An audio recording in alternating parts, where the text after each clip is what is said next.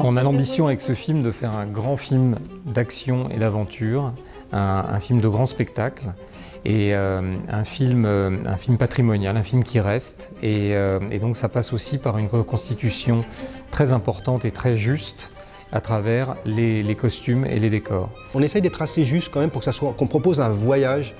Je vais essayer de ne pas l'édulcorer. Ce que je leur ai dit au chef décorateur et d'ailleurs au chef costume, c'est que je veux qu'on soit en 1809 dans Paris. Même le moindre bouton d'un gilet, il est comme à l'époque. Effectivement, c'était très important pour lui, tous ces détails-là, et il avait envie aussi qu'on puisse, de pouvoir filmer vraiment en gros plan, qu'on sente les détails, qu'il y ait de la texture, qu'il y ait du maquillage, qu'on soit vraiment dans les lignes d'époque, dans les teintes d'époque, dans les matériaux d'époque, qu'il y ait du contraste au niveau des matières et au niveau des couleurs. Tous les costumes des rôles principaux, on va dire, ont été fabriqués. Pour les hommes, on avait quand même Vidocq où il y avait beaucoup de tenues. Il y avait donc Nathanaël qui a été fabriqué sur place. Il y a eu du billard.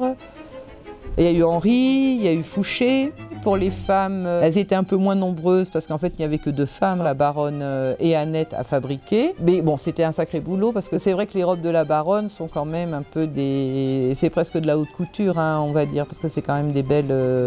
c'est des très belles pièces et voilà, enfin c'est de la haute couture d'ailleurs parce que c'est vraiment du sur-mesure, hein, comme pour les hommes.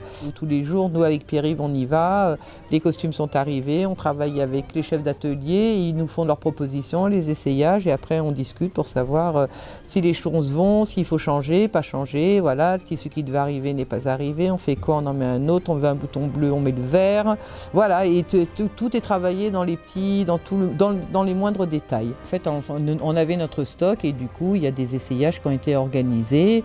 En fait, c'est en fonction vraiment du stock qu'il y a, nous, des histoires qu'on se raconte, hein, en habillant les gens, et d'avoir une cohérence, voilà. Là, le travail de la coiffure et du maquillage, forcément, fonctionne ensemble, hein. On ne peut pas détacher la coiffure et le maquillage du costume, puisque c'est ça qui fait un tout.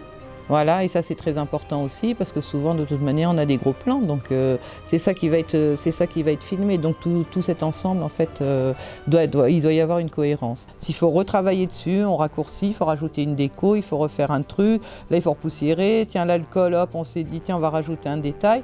On va jusqu'au bout de ça en fait. La figuration effectivement est aussi travaillée avec les rôles. Je voulais de proposer un spectacle au public, que ce soit une immersion.